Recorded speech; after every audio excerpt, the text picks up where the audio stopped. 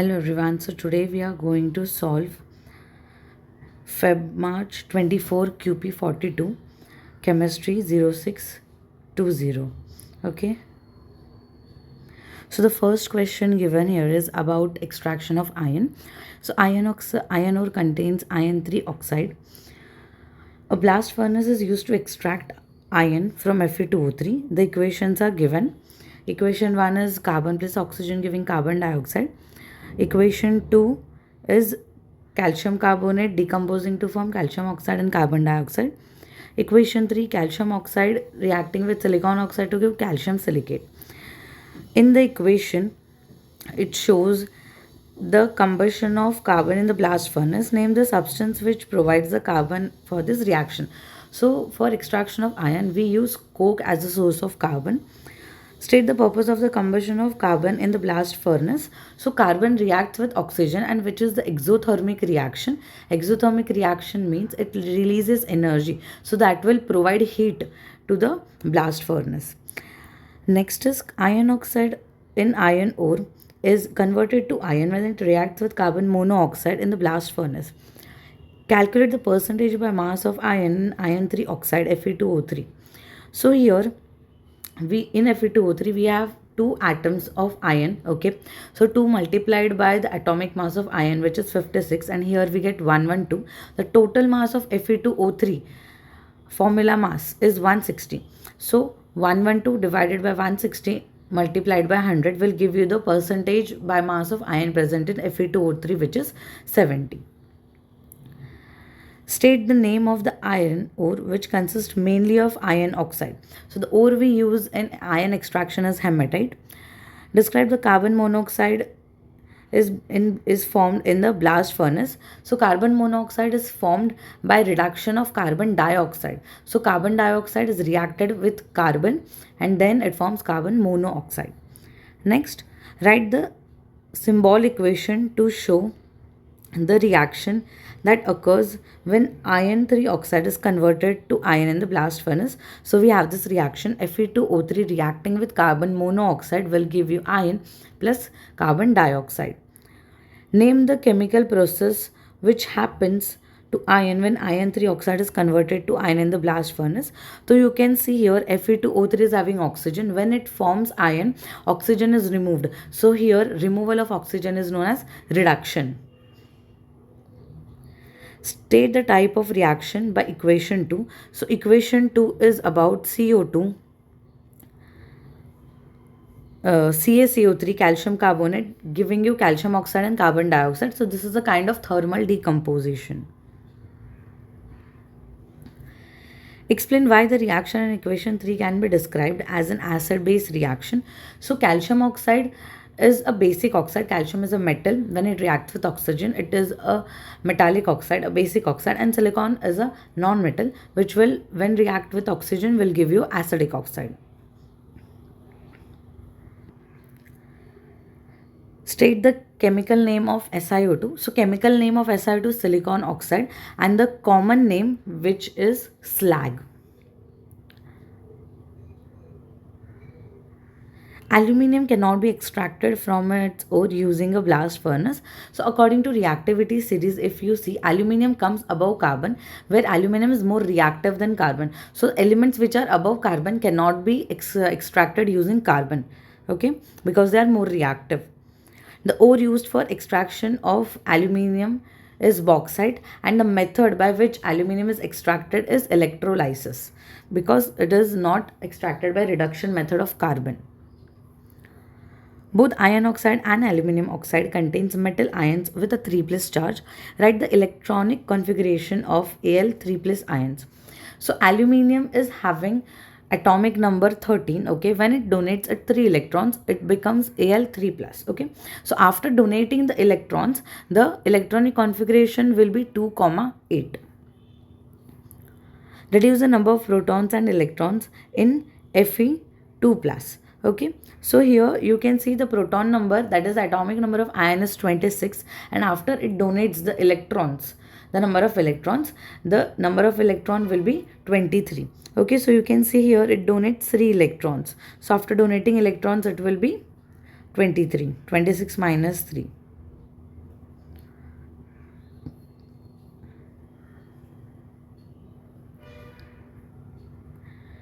The elements in group 7 of the periodic table are known as halogens. Halogens can form halide ions. Identify the halogen with lowest density at room temperature and pressure. So the first at room temperature and pressure is fluorine, which is a gas. Okay, state the appearance of bromine at room temperature and pressure. So bromine is a red brown color gas, sorry, red brown color. Okay, and it's a liquid. Okay, it's a liquid and not halogen, it's a liquid. Next is use the periodic table to give the symbol of the halogen with the highest atomic number. Okay, so you have to see the periodic table group 17, okay, where the halogens are present, fluorine, chlorine, bromine, and in that you can see the last halogen, which is tennessine TS. Deduce the number of occupied electron shells in an atom of this element. So the number of occupied shells, how you will get to know, is from the period number. Okay, so it comes in the period number 7. Okay, that is why it is having total 7 electron shells which are occupied. Bromine molecules have covalent bonding. State what is meant by the term covalent bond. So covalent bond is sharing the pair of electron between two atoms of the element. Name one halide on which bromine molecules can displace. So bromine can displace iodine. Why? Because bromine is more reactive than iodine. So if you observe the reactivity of halogens, it decreases as you go down the group. Okay, so fluorine is the most reactive element in halogen, and then comes is chlorine. So as you go down the group, the reactivity will decrease, and that's why bromine can displace iodine. Name a halide compound which can be used to detect the presence of water. So that is anhydrous cobalt chloride. Okay, so cobalt chloride is having blue color. When you will add water, it will turn into hydrated salt, which is pink in color. Calcium chloride is an ionic compound. Complete the dot and cross diagram for the ions in calcium chloride. Give the charges on each of the ions. Okay, so here we are having calcium chloride, which is CaCl2, right? So calcium is having 20 electrons with it. Okay, when calcium will donate that electrons, it will have only the 3 occupied shells here, which is 2 comma 8 comma 8, right? So we have to complete the other shell here with 8 electrons, and it will have a +2 charge as it is donating the 2 electrons. In case of chlorine, each chlorine is going to gain 1 electron. So 7 electrons of the chlorine and 1 electron of calcium you have to show here, and after gaining electron, chlorine will have a negative charge, -1 charge, that you have to show. Okay, aqueous lead-2 ions are added to aqueous chloride ions. A white precipitate of insoluble lead-2 chloride, PbCl2, is formed. Name a lead-2 compound which can be used in this reaction. So here a precipitate is formed. Okay, we have to name a compound where lead is used. So we can use lead nitrate because it is soluble. Okay, so while making precipitate, we are using the soluble compound. So lead nitrate we will be using. We have to write the ionic equations for this reaction and also include the state symbols. Okay, so here we are producing lead chloride, right? That is the main product here. So we have to write the ionic equation of the main product which is formed, which is the precipitate. So here we will have lead chloride. So we will have the positive ion, which is Pb2 plus, and the negative ion, which is Cl minus, okay, which is giving us PbCl2. And we also have to write the state symbols. Now that is very easy, you get it from the question itself. So they have given aqueous lead ions are added. So the state symbol for lead will be Aq, which is in aqueous state. It is reacting to aqueous chloride, so again it will be Aq for chlorine. And as the precipitate is formed, which is insoluble in nature, which is in solid state, so the PbCl2 will have a state symbol of S. Okay, so you have to always read the question properly. The hints are given in the question itself. Name one other insoluble chloride. So silver chloride. So silver, lead and barium. These all are the elements which when react with halogens, they give you insoluble salt. Okay.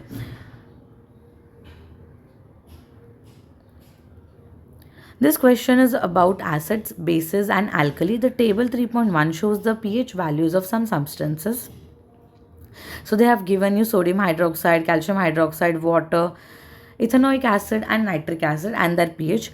Define the term base. So base is defined as the proton acceptor. Okay, same goes for alkali. State what is meant by the term alkali. So alkali is the soluble base. Okay.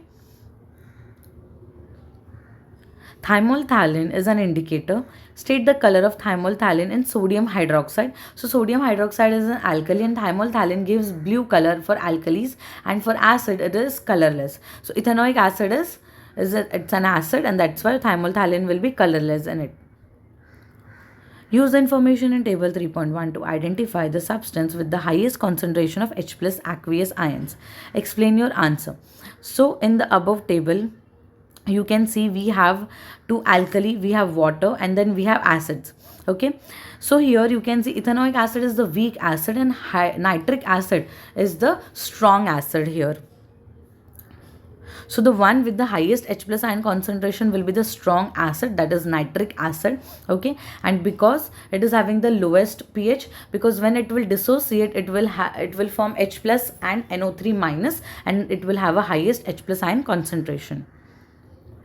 Name an indicator which can be used to identify the substance with the highest concentration of H plus aqueous ions. So we have universal indicator, okay, which will help us to find out the concentration of H plus ions. Other indicators will just help you to identify whether it is a acid or a base. A universal indicator changes the color, and hence that color you can then compare with the pH scale, and from that you will get the pH, and that will help you to understand whether it is having a lowest pH. So if it is having a low pH, then it is a strong acid. If the pH is more, then it means it is a weak acid. Okay, and if the pH is more, like it's above 8, so it's an alkali or a base.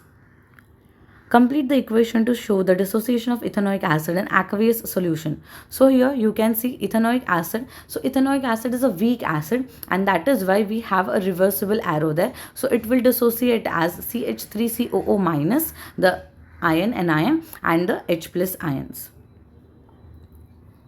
Write the ionic equation which represents a neutralization reaction between an acid and any alkali. So the neutralization here, we know that when acid and alkali or an acid and a base reacts, it will give you salt and water. Okay, so here the neutralization will be the H plus ions from acid and OH minus hydroxide ions from the base will give you water, which is H2O.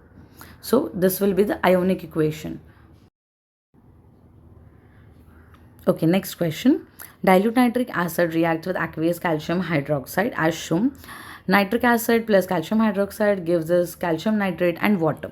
So 20 centimeter cube of 0.0150 mole per dm cube calcium hydroxide reacts with 25 centimeter cube of nitric acid. Calculate the concentration of nitric acid in grams per dm cube. Use the following steps. Calculate the number of moles of calcium hydroxide used. So as calcium hydroxide is an aqueous state, we will use this formula: concentration multiplied by volume divided by 1000.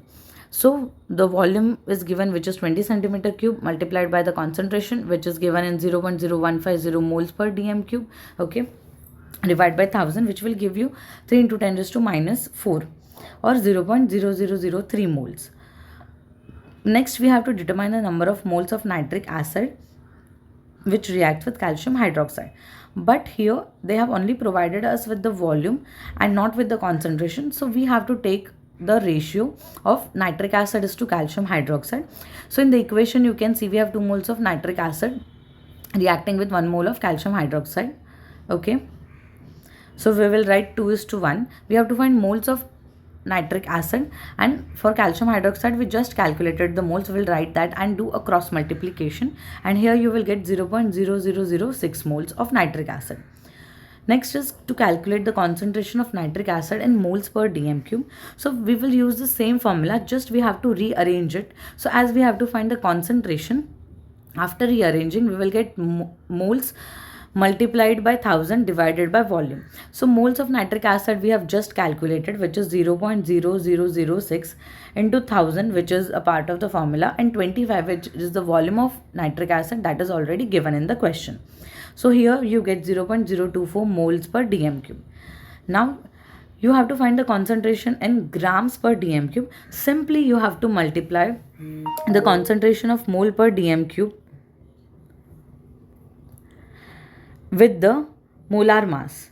Okay, so mr, which is 63 for nitric acid, which is 1.512 grams per dm cube.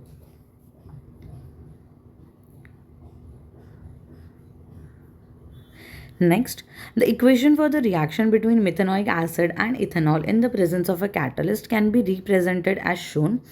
HCOOH plus CH3CH2OH reversibly gives you X plus H2. Delta H is equal to minus 29.5 kilojoules per mole. X represents the ester formed.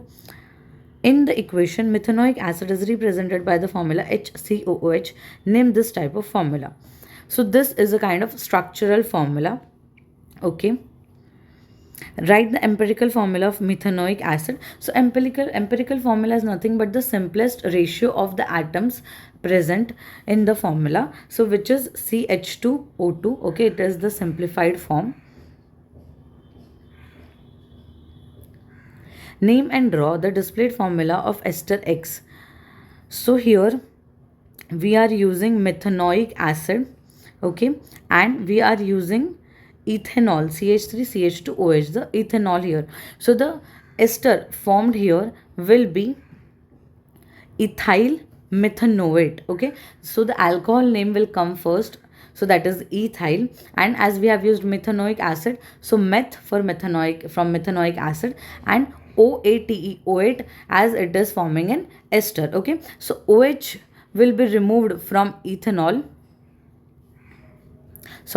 H will be removed from ethanol, and hydrogen will be removed, OH will be removed from methanoic acid. Okay, so you can see H will be removed from here and OH will be removed from here. Okay.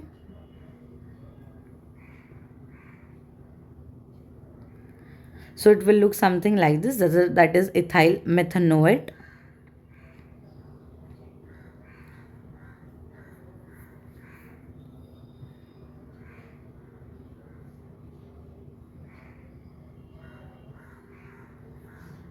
The reaction is reversible and reaches an equilibrium within a closed system.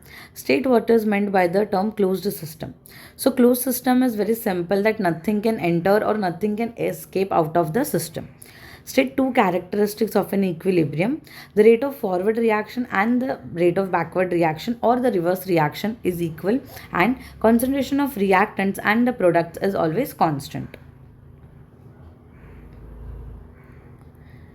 Complete the table 4.1 to show the effect, if any, on the concentration of X at equilibrium for each change of condition. So here change of condition, temperature is decreased. So if you observe in the equation, they have given you a delta H value which is negative. It means it is an exothermic reaction. Okay, so when the forward reaction is exothermic, and if you decrease the temperature, the concentration of the product or the yield is going to increase. Okay, if you decrease the concentration of methanoic acid, which is the reactant, so definitely the concentration of the product is going to decrease. If you decrease the concentration of both methanoic acid and ethanol, definitely the concentration of the product is, or the X is also going to decrease here. If you are going to add a catalyst, okay, the catalyst is removed. Effect on the concentration of X at the equilibrium. So catalysts do not have any effect on the position of equilibrium. It will just going to change the speed of the reaction. Okay, so there is no effect on the equilibrium when the catalyst is removed or even if it is added. Next is butane and but1ene are colorless gases at room temperature and pressure. Suggest Why but1 diffuses quicker than butane? Okay, so but1 is having the lower molecular mass. So if you calculate the mass of but1 and butane, then you will get to know that the molar mass of but1 is less, and that is why it will diffuse quickly. Okay, heavier the gas, slower is the diffusion. Less the molar mass, faster is the diffusion. Identify the products formed when butane undergoes complete combustion. So when butane reacts with oxygen, that is undergoes combustion, it will form carbon dioxide and water. One molecule of butane reacts with one molecule of chlorine in presence of ultraviolet light. During the reaction, one hydrogen atom in butane is replaced by one chlorine atom. Name the type of reaction which needs ultraviolet light. So when in any reaction, if light is required, it is known as a photochemical reaction. Okay, photon means light, so it is a photochemical reaction. State the purpose of ultraviolet light during this reaction. So light is going to provide the energy required for the particles to react together. So it is going to provide the activation energy, the minimum energy required for the particles to collide and react. Name the type of reaction which takes place when one atom of chlorine replaces one atom of hydrogen. So here it is known as a substitution reaction. Okay, chlorine is substituting hydrogen. Determine how many different structural isomers can form during this reaction.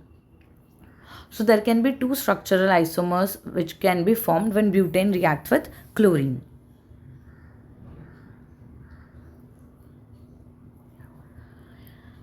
When but1 reacts with steam, two possible products form.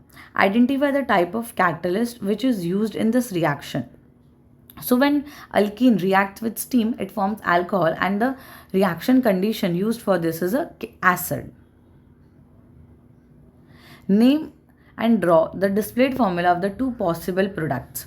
Okay, so the two possible products, as I told you, when alkene will react with steam, it is going to produce an alcohol. So you can see this is the displayed formula. The two products is, it is a structural isomer, that is butane 1-ol and butane 2-ol. So this is the displayed formula. You just have to change the position of the OH group.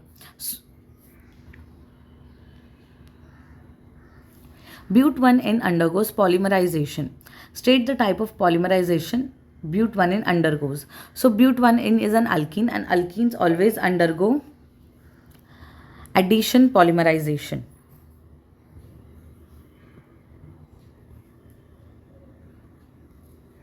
Next, draw the part of the polymer molecule to show 3 repeat units. Okay, so you can see here, as we have to do but1. Okay, so here if you consider, you can see I have 4 carbon atoms here. Okay,